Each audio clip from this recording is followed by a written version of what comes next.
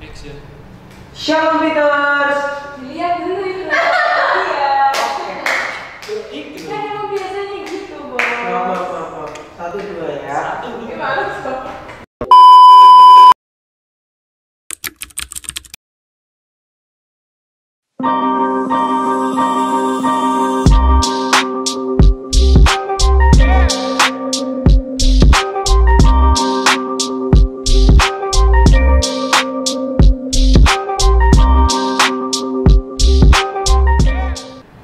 Shalom Peters. Gimana nih kabarnya? Ya maksudnya baik-baik tetap ya. Puji Tuhan ya. Sehat selalu. Iya. Kita mendoakan supaya kalian tetap sehat sih yang pasti. Amin. Karena ya akhir-akhir ini rupanya Indonesia kasusnya lagi meningkat kembali. Kalau kalian Lebih tetap ketat lagi ya. lebih diperketat lagi protokol kesehatannya. Betul. Kalau nggak perlu keluar nggak usah keluar. Betul. Meskipun udah ada vaksinnya ya kak ya, cuma kan dia masih antriannya masih panjang banget. Kita kan nggak tahu kita dapat vaksinnya kapan, bisa jadi tahun 2022 juga bisa ya. Iya. Antri ya. Padahal Indonesia juga jutaan ya kan. Betul. Oke deh, hari ini kita mau ngapain nih, kak? Kita mau baca. Kita mau ini ya, membagikan sharing tentang kitab Yohanes ya teman-teman ya. Oke. Kita baca kitab dulu aja ya kakak ya. Oke. Tuh nggak didoain dulu. Berdoa dulu. Iya. Aduh sampai lupa ya kakak ini. Ya udah lama nggak ketemu kalian, udah lama nggak ibadah PT langsung tuh bikin kakaknya lupa sebenarnya. Betul. Hilang sesuatu ya. Oke deh. Sebelum kita mulai belajar barengnya siang hari ini, kita mau doa bareng dulu. Kita tutup mata dan berdoa. Tuhan Yesus yang baik, terima kasih Tuhan untuk kesempatan siang hari ini. Terima kasih kalau kami masih diberi kesehatan yang sempurna dan di tempat kami masing-masing. Tuhan Yesus, Tuhan hari ini, saat ini kami akan belajar sendiri dari firman-Mu. Ya Tuhan, biarlah Engkau sendiri yang akan membimbing kakak-kakak layan kami ini, supaya kami bisa lebih mengerti apa yang ingin Engkau sampaikan pada masing-masing kami Tuhan hari ini. Terima kasih Tuhan Yesus, dan dalam nama-Mu kami sudah berdoa. Ucapkan syukur, haleluya, amin. Oke, hari ini kita belajar dari mana kak? Yohanes Yohanes pasal 2 Oke, ayat 1 sampai 11. Oke. Yohanes 2 ayat 1 sampai 11. Mau berdiri dari siapa dulu kak? Mungkin dari Kak Jenny dulu ya, ke kiri ya. Nanti muter ya. Oke, Yohanes 2 ayat 1 sampai 11. Perkawinan di Kana. Pada hari ketiga ada perkawinan di Kana yang Galilea dan Ibu Yesus ada di situ. Yesus dan murid-muridnya diundang juga ke perkawinan itu. Ketika mereka kekurangan anggur, Ibu Yesus berkata kepadanya, mereka kehabisan anggur. Kata Yesus kepadanya, mau apakah engkau daripadaku Ibu, saatku belum tiba. Tetapi Ibu Yesus berkata kepada pelayan-pelayan, apa yang dikatakan kepadamu, buatlah itu. Di situ ada 6 tempayan yang disediakan untuk pembasuhan menurut adat orang Yahudi. Masing-masing isinya 2-3 piring. Yesus berkata kepada pelayan-pelayan itu, isilah tempayan-tempayan itu penuh dengan air. Dan mereka pun mengisinya dengan penuh. Lalu kata Yesus kepada mereka, sekarang cedoklah dan bawalah kepada pemimpin pesta. Lalu mereka pun membawanya. Setelah pemimpin pesta itu mengecap air yang telah menjadi anggur itu, dan dia tidak tahu dari mana datangnya, tetapi pelayan-pelayan yang mencedok air itu mengetahuinya. Ia memanggil mempelai laki-laki Dan berkata kepadanya, setiap orang menghidangkan anggur yang baik yang dulu, dan sesudah orang puas minum barulah yang kurang baik. Akan tetapi engkau menyimpan anggur yang baik sampai sekarang. Hal itu dibuat Yesus di Kana yang di Galilea sebagai yang pertama dari tanda-tandanya, dan dengan itu ia telah mengatakan kemuliaannya dan murid-muridnya percaya kepadanya. Oke. Jadi pembahas dari perkawinan di Kana ini pasti identik sama satu hal, Apa pasti identik sama mujizat pertama Tuhan Yesus. Kalau kalian ditanya apa mujizat pertama Tuhan Yesus, mengubah air menjadi anggur. Itu adalah mujizat pertama Tuhan Yesus, di mana diceritakan di kitab Yohanes ini dengan perikop perkawinan di Kana. Jadi yang pertama kita mau tahu latar belakangnya dulu. Ada kejadian apa sih sebenarnya yang akhirnya bikin Tuhan Yesus itu akhirnya oke, apakah Tuhan masuk mujizat? Kita mau mencari tahu dulu. Terus nanti kita akan membedah tokoh-tokoh yang ada di sini. Jadi kita akan Dibedah. Oke. Jadi kita nanti mau belajar karakter juga. Setiap tokoh yang ada di dalam situ tuh karakternya apa sih? Yang berarti itu apa yang bisa diterima sama anak-anak, sama kalian itu apa? Terus habis itu yang terakhir pastinya kita bahas tentang masing-masing. Yang pertama kita mau bahas dulu tentang peristiwa yang terjadi di sini. Sesuai dengan beritanya, judulnya itu perkawinan di Kana. Jadi kita sekarang belajar tentang perkawinan. Nah, kalau ngomong perkawinan itu kan pasti nggak lepas dari yang namanya makan. Betul. Konsumsi itu konsumsi kan. Soalnya orang-orang kalau misalkan diundang dapat undangan nikah ya, atau ya kalau kalian mungkin belum, tapi orang tua kalian kan pasti dapat nih kan sering undangan nikah. Mungkin kalian tuh yang pertama diundang itu makanannya enak kan? Biasanya kan gitu. Betul. Cateringnya enak deh ya. Kan soalnya kalau nikah tuh ya datang ke nikahan orang itu biasanya datang ngasih salam, makan, foto, pulang gitu kan. Ya memang ya cuma itu doang sih kondangan mau ngapain lagi. Nah, di perkawinan ini tentu saja yang namanya makanan, yang namanya konsumsi, dan di dalam rekor ini yang terpenting itu adalah anggur. Kenapa sih? Anggur itu merupakan satu sajian yang apa ya?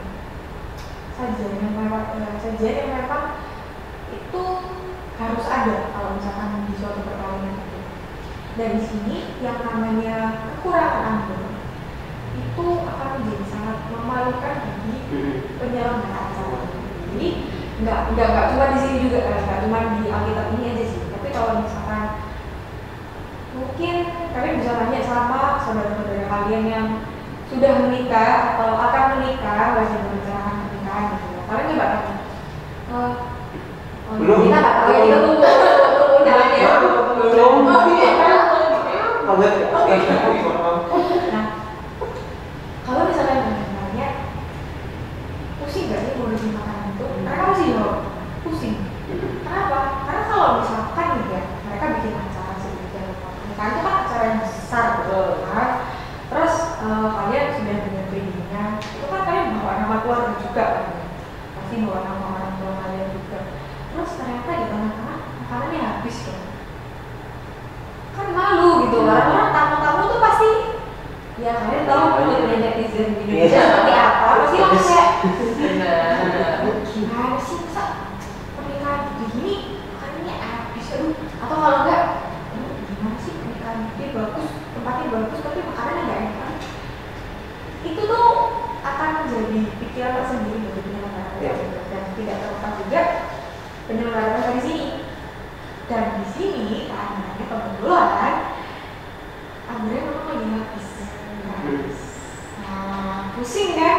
Bayangin ini lagi hari kebahagiaan kalian gitu ya. Terus kalian sudah memastikan segala hal itu terpenuhi, kalian sudah memastikan segala hal itu ada, tercukupi.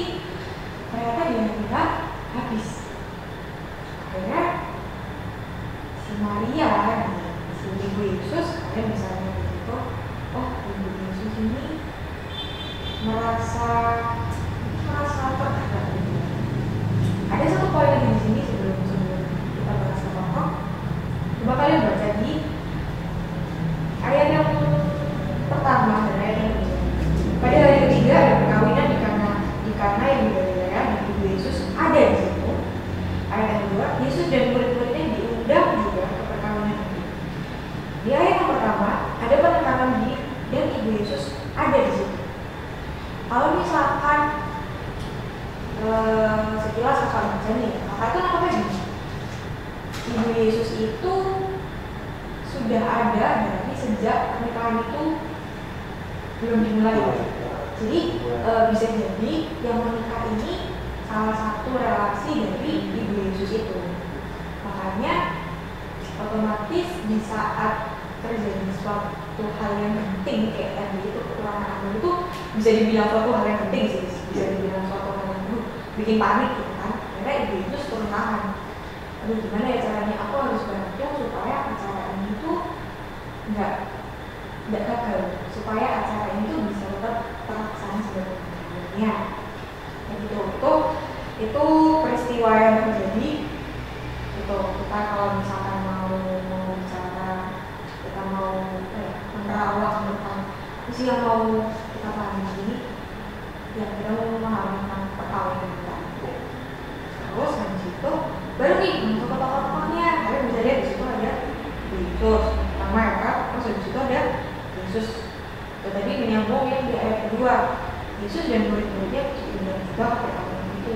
Jadi ya kalau misalnya kalian baca dari ayat 1 dan ayat 2, mungkin kalian juga akhirnya bisa connecting dots gitu loh, bisa akhirnya menyambungkan titik-titik yang itu perkawinannya berarti harusnya ya cuma dari Yesus doang gitu loh, karena kan mungkin saudaranya dari Yesus, tapi Yesus diundang apa enggak itu kan masalah terakhir gitu kan, dibandingkan cuma ada yang dulu nih, tapi di situ Yesus tetap diundang. Nah, terus ada tokoh siapa lagi sih? Ada pelayan-pelayan ya, 5. Terus yang terakhir kita nanti mau belajar tentang pemimpin pesta, penyelenggara pestanya. Yang pastinya di peristiwa ini dia lagi kebingungan. Kayaknya dia kalian nggak usah kalian deh, coba kalian tanya sama orang tua kalian. Pak, dulu waktu papa sama mama resepsi pernikahan ya, terus papa sama mama lagi di pelaminan, mikir nggak kira-kira aduh kalau misalkan makanannya kurang gimana ya? Terus atau coba kalian tanya sama papa kalian, papa nih sebagai cowok nih, sebagai keluarga yang cowok nih, pastinya papa ini nggak sih papa yang menyelenggarakan acara nggak sih? Coba kalian tanya aja sama orang-orang itu, bisa jadi kalian merangkap belajar tentang budaya di Indonesia lah. Karena kalau misalkan budaya di sini ini yang menyelenggarakan pesta, memimpin pestanya itu istilahnya yang melihat sih, itu adalah keluarga yang cowok. Jadi yang akan disorot dari suatu pesta perkawinan itu pasti si cowok tadi. Nah kalau budaya di Indonesia sih setahu kakak kurang lebih sama ya, kayak gitu, yes. Nah selanjutnya belajar tentang tokoh akan dijelaskan lebih lanjut. Oke, terima kasih ya Kak Adet. Sekarang Kakak mau jelasin tentang tokoh-tokohnya secara secara jelas lagi ya, lebih jelas lagi ya. Jelas ya, tadi sudah dijelasin sama Kak Adet bahwa ada 4 tokoh. Yang pertama ada Ibu Yesus, Ibu Maria, Bunda Maria, sama aja. Terus yang kedua ada Tuhan Yesus sendiri. Terus yang ketiga ada pelayan-pelayan. Dan yang keempat itu ada pemimpin pesta. Pemimpin pesta. Oke, kita belajar mulai dari Ibu Yesus atau Maria. Ibu Yesus itu punya sifat atau karakter peduli kepada pelayan-pelayan yang sedang kebingungan dan pemimpin pesta yang sedang kebingungan. Perlu digarisbawahi bahwa pada saat Ibu Yesus yang diceritakan di Alkitab ya, minta tolong ke Tuhan Yesus, itu bukan karena Tuhan Yesus mampu untuk membuat mujizat, tapi karena pelayan-pelayan itu benar-benar butuh bantuan dalam bisa dibilang situasi yang mendesak ya. Jadi perlu digarisbawahi pedulinya Maria itu kepada pelayan-pelayan, bukan karena kehebatannya Tuhan Yesus. Oke, lanjut. Terus yang kedua tadi ada Tuhan Yesus sendiri. Tuhan Yesus ini karakternya atau sifatnya itu seperti ini teman-teman. Dia mau menolong dan membuat mujizat di situ. Sama yang seperti dikatakan Kak Abda tadi, mujizat pertama yang Tuhan Yesus buat itu adalah mengubah air menjadi anggur. Oke, jadi menolong dan membuat mujizat. Kita langsung yang ketiga itu ada seorang pelayan-pelayan. Pelayan-pelayan ini karakternya itu dan sikapnya itu adalah sikap.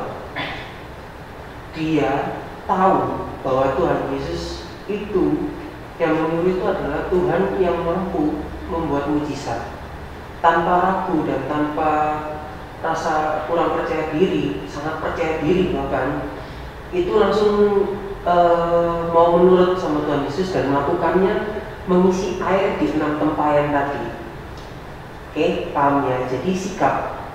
Dia tahu Tuhannya itu maha besar, jadi dia langsung sikap mau menurut. Oke, yang keempat itu adalah pemimpin pesta. Pemimpin pesta ini seperti ini, teman-teman. Sikapnya itu sangat-sangat percaya sama pelayan-pelayan yang sudah dia pilih. Jadi pada saat pesta ini mau digelar, dia sudah milih-milih. Ini siapa sih pelayan-pelayan yang pas, yang profesional untuk acara ini. Dan terbukti pelayan-pelayan ini sudah dipilih dan perlu digarisbawahi, dia sangat percaya sama pelayannya. Jadi 4 karakter tadi itu menyambung dari kata tadi ya, yang mau ditunjukkan pada hari ini buat teman-teman di rumah, teman-teman leaders atau teman-teman. Nah, nanti aplikasinya menyambung ke Kak Jenny. Jadi monggo Kak Jenny dijelaskan. Oke, tadi udah sempat banyak disinggung sama Kak Ade sama Kak Mak juga. Kak Jenny bantu sampai kami merangkum aplikasinya tuh mau belajar apa sih sebenarnya. Ada 3 hal kalau dari sini itu. Yang pertama, Rona harus percaya bahwa Tuhan Yesus dapat melakukan suatu hal dalam hidup seseorang. Jadi fokusnya tuh kalian harus percaya dulu sama Tuhan. Sumber dari segala hal apapun itu harus percaya dulu kalau Tuhan bisa ngelakuin apapun ya Pak. Bahkan even dari air pun bisa jadi anggur gitu. Kalau memang Tuhan berkehendak ya maksudnya. Jadi apapun problem kalian, apapun keinginan kalian atau apapun yang sedang kalian kumpulkan atau cita-citakan, tetap kuncinya satu, percaya dulu sama Tuhan. Karena kalau Tuhan berkehendak apapun itu bisa terjadi. Karena kalau dinalar secara otak gitu, dipikir secara logika nggak masuk akal ya Kak. Jadi bangkrut itu nanti kau beri anggur kalau misalnya akan ada mujizat seperti itu. Cuma yang di-highlight di sini adalah bukan proses air jadi anggurnya yang celing tiba-tiba kayak gitu, tapi lebih ke percaya dulu sama Tuhan gitu. Karena ketika kalian percaya sama Tuhan ya apapun itu bisa terjadi gitu. Yang kedua, Rona diminta untuk membangun kepedulian terhadap orang lain. Nah ini peduli, care. Sekarang itu banyak orang yang careless, banyak yang nggak peduli, cuek, gitu ya Kak ya sama lingkungannya. Bahkan mau jatuh, jomplang atau model apapun, misalnya ada sih orang-orang yang gitu ada. Justru malah bukannya ditolong malah di story, itu juga ada juga. Banyak kayak gitu. Iya. Ditolong dulu, ditolong. Betul gitu kan. Pansos dulu, panjat dulu. Jadi ya itu sih mungkin hari ini kita belajarnya adalah itu belajar peduli. Kak sekarang kan ya maksudnya kita nggak ada interaksi, kurang ada interaksi dengan sosial. Gimana cara menunjukkan kepedulian itu gitu? Banyak cara. Misal kita juga sekarang kan ada banyak chat, namanya chatting dari WA, dari Line atau apapun itu. Nah bentuk kepeduliannya ya itu saling nyapa atau kayak mungkin video call atau call lagi apa sih? Voice call, nah kayak gitu-gitu. Banyak lah sekarang medianya itu. Jadi tinggal kalian ada usaha nggak untuk menunjukkan kepedulian itu.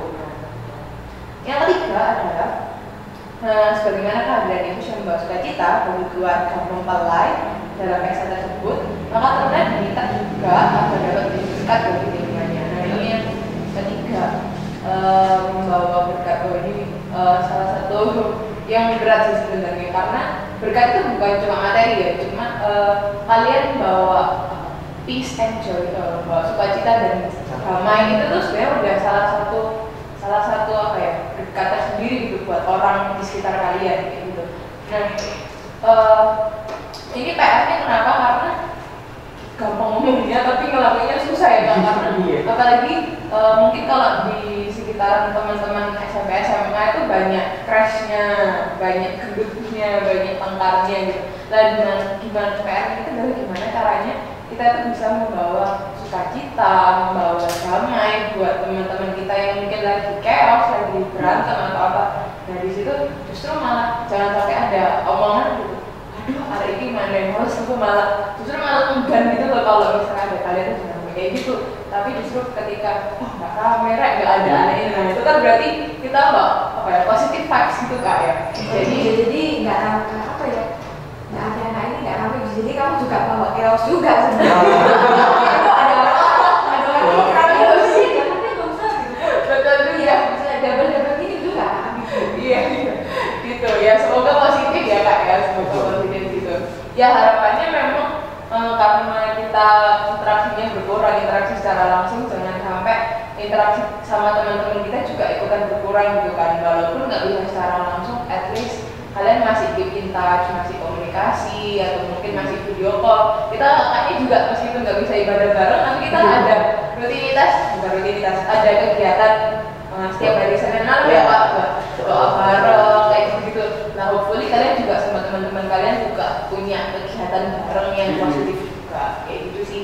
Jadi kalau dari aplikasinya ada 3. Pertama, kalian percaya sama Tuhan, sama kayak kalau di balik kalau flashback kalau misalnya kita kaitkan sama yang poinnya Kak Mang dan Kak Adet, belajar dari Bu Maria yang dia tuh percaya gitu Tuhan Yesus tuh emang lahir untuk menolong orang-orang di bumi ini kan, seperti yang udah dititipin sama malaikat gitu waktu waktu dia mengandung gitu. Jadi dia tahu kalau Tuhan Yesus nggak bakal diem aja kok tahu sikon kayak gini kayak gitu. Makanya dia kayak yaudah dia titip pesan ke pelayannya kalau lakuin apa yang Tuhan bilang gitu. Dan untungnya pelayannya mau percaya juga ke Tuhan, makanya mujizat itu bisa terjadi kayak gitu. Kalau yang kedua tadi peduli. Kenapa Kak kok kita harus peduli? Karena Tuhan peduli sama hidup kalian, Tuhan peduli sama hidup kita. Tuhan udah ngasih contoh itu ke kita, maka kita juga harus merepresentasikan apa sih gimana. Jadi ikutin apa yang Tuhan lakuin ke kita juga ngelakuin apa yang Tuhan lakuin ke kita kayak gitu. Yang ketiga adalah menjadi berkat. Menjadi berkat itu ya simpelnya adalah menjadi pembawa sukacita dan damai buat orang-orang di sekitar kita, buat teman, buat keluarga, buat siapapun orang-orang di sekitar kalian. Walaupun sekarang interaksinya berkurang, tapi kita masih ada sosial media, masih punya pokoknya apapun yang online lah, kita masih bisa ada cara-caranya banyak banget kan sekarang. Jadi tinggal kitanya aja gimana caranya untuk menunjukkan ya itu bentuk-bentuk hal-hal yang positif itu buat orang-orang di sekitar. Oke. Sekian dari caption. Ada yang menambahkan? Jadi intinya tadi ada 3: percaya, peduli, dan menjadi berkat. Apa ada sesuatu kata kunci yang berkaitan dengan menjadi berkat, yaitu kesediaan. Betul. Kalau misalkan kalian kalian tahu kalau kalian itu bisa menjadi berkat, karena mungkin sudah ditanamkan dari diri kalian sejak kalian kecil bahwa kalian adalah orang Kristen, dan orang Kristen itu sejatinya mereka tuh harusnya membawa berkat, harusnya membawa damai. Kalian tahu dan kalian sadar tentang hal itu, tapi apakah kalian bersedia untuk jadi berkat? Itu masalahnya. Sama kayak kalau misalnya kita tarik ke cerita ini, katakanlah Tuhan Yesus tidak bersedia. Kan di sini Tuhan Yesus itu manusia juga kan. Terlepas dari Tuhan Yesus itu adalah seorang Allah yang besar, terlepas dari Tuhan Yesus itu sesungguhnya memiliki kuasa yang begitu besar, bahwa terlepas dari Tuhan Yesus itu adalah Allah juga, kan? Tapi pada saat ini Tuhan Yesus adalah menjadi manusia, gitu. Dan manusiawi itu sebenarnya di saat kita itu tahu seseorang itu dalam kesusahan, dan yang kita lakukan itu cuma akhirnya tinggal di dalam pikiran kita aja. Jadi kayak katakanlah kakak tahu nih Kak Jenny ini sedang dalam kesusahan, katakanlah lagi cinta. Katakanlah lagi putus cinta ya.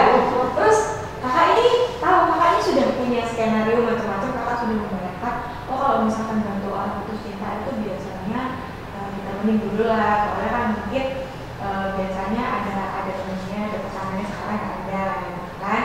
Terus masih bunyi, oh bantuin orang putus cinta itu, oh aku harus belajar menjadi pendengar yang baik dan lain-lain. Tapi itu cuma tinggal di dalam pikiran kalian doang gitu loh. Itu cuma tinggal di dalam pikiran kakak doang. Dan kakak tidak memiliki kesediaan untuk akhirnya mewujudkan itu, untuk akhirnya melakukan itu. Sama aja, bohong gitu loh. Nah, ya kalian juga harus seperti itu gitu. Di saat mungkin teman-teman kalian ini berada dalam posisi yang penting, berada dalam posisi yang kayak si pemilik pesta ini, karena sudah nggak ada waktu lagi. Dia membutuhkan suatu keajaiban supaya acara itu tetap berjalan dengan lancar. Sama kayak mungkin teman kalian berada dalam posisi aku butuh keajaiban. Terus kalian mengetahui hal itu, kalian tahu nih, kalian sudah punya skenario macam-macam di pikiran kalian di dalam dia. Kalian sudah memikirkan, oh aku mau bunuh dia dengan ini, aku mau beli dia ini, oh aku mau gubutin dia lah, atau oh aku mau telepon dia abis ini biarin dia curhat, atau biar dia nangis sepuas-puasnya dia. Tapi itu cuma ada di pikiran kalian doang, dan kalian tidak bersedia untuk akhirnya ngangkat HP kalian, buka HP kalian, ngisi pulsa kalian untuk telepon teman kalian, atau ngisi saldo OVO kalian, ngisi saldo GoPay kalian untuk akhirnya beliin buku teman kalian. Kan sama aja, itu bohong akhirnya. Dan di sini ada satu lagi yang kakak itu mau ngomong. Tadi itu kemarin sih waktu bersumpah, Pak Budi itu bilang begini, temanya itu tentang peduli dan menjadi peduli dan menjadi. Di sini peduli kita bisa lihat dari Maria, kan dari Ibu Yesus. Lalu dari Yesusnya sendiri itu ada kepedulian juga, karena dari kepedulian itu akhirnya membuat mereka tergerak untuk melakukan, terus dan menjadi dekat. Dari kesediaannya Tuhan Yesus, dari kepedulian Tuhan Yesus, akhirnya dia menjadi dekat. Bahkan berkatnya dia itu akhirnya bisa menjadi sebuah mujizat bagi si pemilik pesta itu tadi. Jadi yang mau kakak juga sampaikan adalah, ayo milikilah kesediaan yang sama kayak Tuhan Yesus, milikilah kepedulian yang sama juga kayak Tuhan Yesus, dan semoga kepedulian kalian dan kesediaan kalian itu akhirnya menjadi mujizat juga untuk teman-teman kalian. Karena kalian nggak pernah tahu gitu, kalian memberi apa yang kalian mampu. Tidak bawah ya, berilah apa yang kalian mampu. Jangan kalau kalian tahu kalian nggak punya duit, terus akhirnya kalian nyolong duit mama kalian, itu juga jangan gitu ya. Atau kalian tapi aku pengen bantuin dia, Kak, udah aku utang dulu sama orang. Ya jangan gitu. Dari bawahnya tetap membantu, tapi yang bijaksana juga, yang berhikmat juga, kan? Bantulah dengan apa yang kalian bisa. Kayak gitu, dan semoga itu benar-benar menjadi berkat sih. Itu benar-benar menjadi mujizat bagi teman-teman. Karena kalian nggak pernah tahu, siapa tahu teman-teman kalian itu merasa, wah hidupku yang tadinya nggak punya harapan hidup, terus akhirnya tiba-tiba dapat secercah harapan, cuman mungkin dari perkataan kalian atau mungkin dari perbuatan-perbuatan kecil yang kalian lakukan, kalian nggak pernah tahu. Jadi ya, akhir kata, milikilah kesediaan, kepedulian, menjadi berkat. Terima kasih. Amin. Amin. Sekarang kita mau doa syafaat ya. Kalau doakan secara umum aja ya, umum ya. Kesehatan yang penting ya. Semangat untuk sekolah. Iya, online ya. Kayaknya mereka sudah capek ya, kalian sudah capek kayaknya. Kakak Semester. juga capek kalau lihat kuliah. Semester. Nambah 1 semester lagi berarti. Semangat teman-teman. Wow. Oke, mari kita mengucap syukur Tuhan yang sudah terjadi pada malam hari ini, pada saat kami membawakan khotbah atau sharing firman tentang kepedulian dan berkat untuk sesama Tuhan. Tuhan, tolong Tuhan biar apa yang kami sampaikan ini bisa diterapkan atau dipraktekkan dengan terima Tuhan untuk kehidupannya sehari-hari Tuhan. Tuhan Yesus, secara khusus kami berdoa Tuhan untuk yang paling utama dan terutama Tuhan, kesehatan Tuhan. Tuhan, kau tahu Tuhan, di Indonesia ini kembali lagi naik Tuhan angka untuk angka yang terjadi COVID Tuhan. Tuhan, biarlah anak-anakmu ini Tuhan tidak terkena Tuhan, semua anak turunan tidak terkena Tuhan COVID Tuhan, bukan dampak lain, bahkan semua orang yang ada di Surabaya, bahkan siapapun kerabat atau apapun, bahkan yang kena COVID pun kau sembuhkan Tuhan. Tolong Tuhan, perhatikan kesehatan kami Tuhan, tolong Tuhan. Tuhan Yesus, kami selalu berdoa Tuhan, biarlah teman-teman turunan, orang-orang yang sedang menjalankan kuliah Tuhan, itu tetap semangat Tuhan untuk belajar Tuhan dengan sistem daring Tuhan yang sudah ditetapkan sesuai dengan protokol kesehatan di Indonesia ini Tuhan. Tuhan, biarlah semangat untuk belajar tidak pernah putus Tuhan. Meskipun hari Tuhan, kami semua tetap fokus Tuhan apa yang diajarkan dan apa yang kami pelajari. Tuhan Yesus, berkati keluarga Tuhan dalam apapun pergumulan dan saudara-saudara juga dari turunan bahkan kakak lain juga Tuhan, tolong lancarkan apapun semuanya Tuhan. Bahkan untuk yang sedang bekerja Tuhan, tolong juga jamah Tuhan agar semuanya bisa berjalan dengan lancar Tuhan. Tuhan Yesus, ini doa kami ini kami naikkan ke hadapan-Mu dan kami akan berdoa kepada kami. Bapa kami yang di dalam surga, Yesus kami berdoa, datanglah kerajaan-Mu, jadilah kehendak-Mu di bumi seperti di surga. Berikanlah kami kami yang secukupnya, dan ampuni kesalahan kami, seperti kami juga mengampuni kesalahan kami.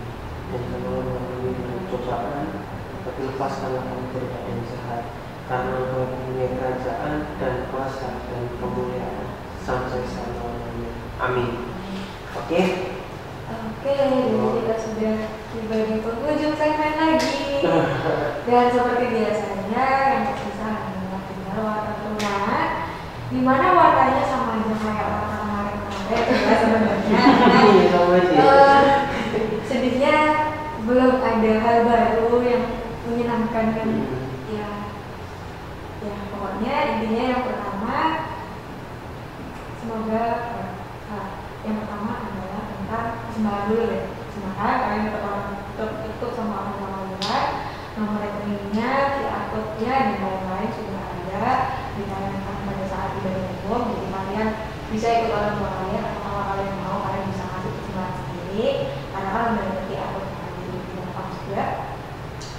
Terus yang kedua, yang minggu depan kita akan ketemu lagi secara online, secara gratis. Ya. Terus yang ketiga, tetap taati protokol kesehatan yang ada. Dan sekarang lagi masa PSBB, apa PKMF, oh nama lainnya ya dari PSBB ya? Bukan PSBB, PKMF ada dua. Iya, sekarang ada masal gitu. PPKM nggak ngerti apa PPKM gitu. Ya kalian hati-hati di luar sana, kita nggak pernah tahu karena yang meningkat lagi, jadi kalian hati-hati banget. Terus yang terakhir, kakak mau minta kesediaan kalian untuk nyumbang ide dong.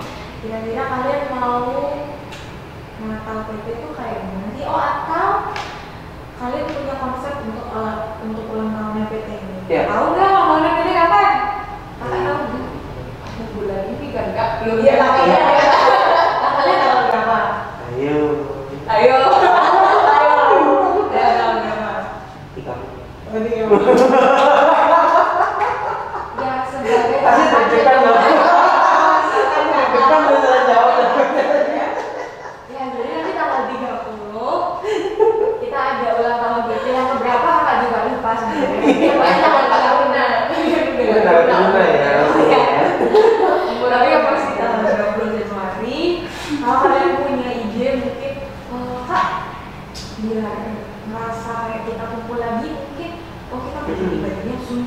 atau nanti kita bikin gitu lah atau apa ya, kalian coba sampaikan itu di, mungkin kalian bisa share di Instagram kita aja kali ya. Boleh. Nanti kakak bikin template-nya, kalian share di situ, kalian tag juga, kalian tag juga ke Instagram kita, Instagram BT maksudnya, bukan Instagram kakaknya.